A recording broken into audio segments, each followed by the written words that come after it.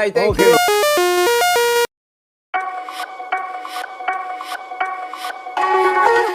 Jjwan and his most pro level of sarcasm, always right on target and making people feel guilty.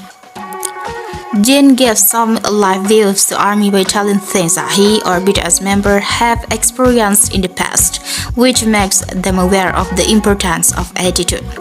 This lets fans see how we should respect everyone without exception, but if that person makes us isolated, then we must retaliate it decisively. That is the love of yourself campaign that BTS teaches, especially what Jjwan has always applied in his life since so long ago, starting from the Eat Jjwan program that he created successfully, making people survive to eat well at least once in their lives.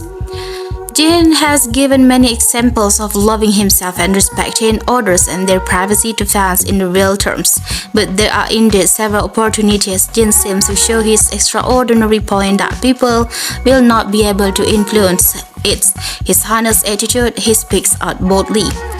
This raises many views for fans that whatever evil deeds others do to us, retaliate in the most elegant way, but makes them remember that the mistakes they made were wrong. This is what Jjwan tries to show fans when we are almost giving up, but there is something unique that we can use to make our opponents feel guilty. This happened when Jjwan became BTS's shield by attacking back at people who had been mean to them using the most unexpected way for fans and even BTS members themselves.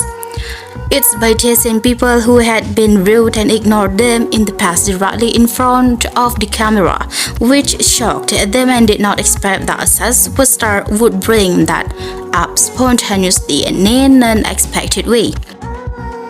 It happened twice, and both times the sarcasm was right on target. The first time was when Park Myung-soo tried to find a middle ground and said that what he did to the BTS members back then was neglect because they were in the toilet and peeing.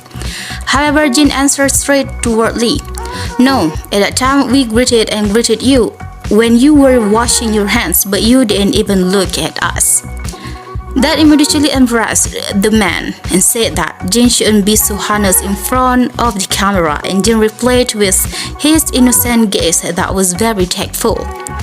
The second time, fans highlighted how people who were rude and tried to ignore BTS back then acted as if they felt guilty, but they themselves told the bad story to the public.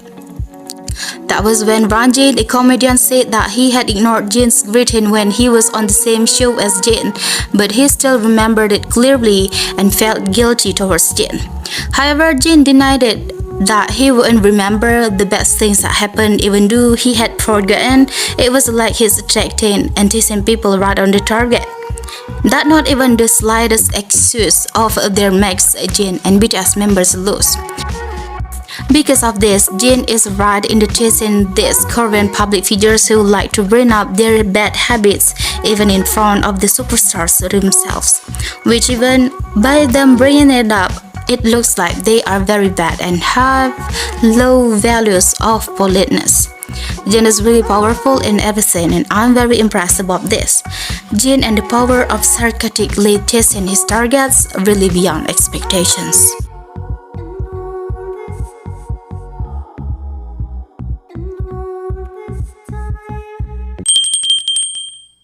구독, 좋아요, 알림 설정. 야, so fun. Okay, bye bye.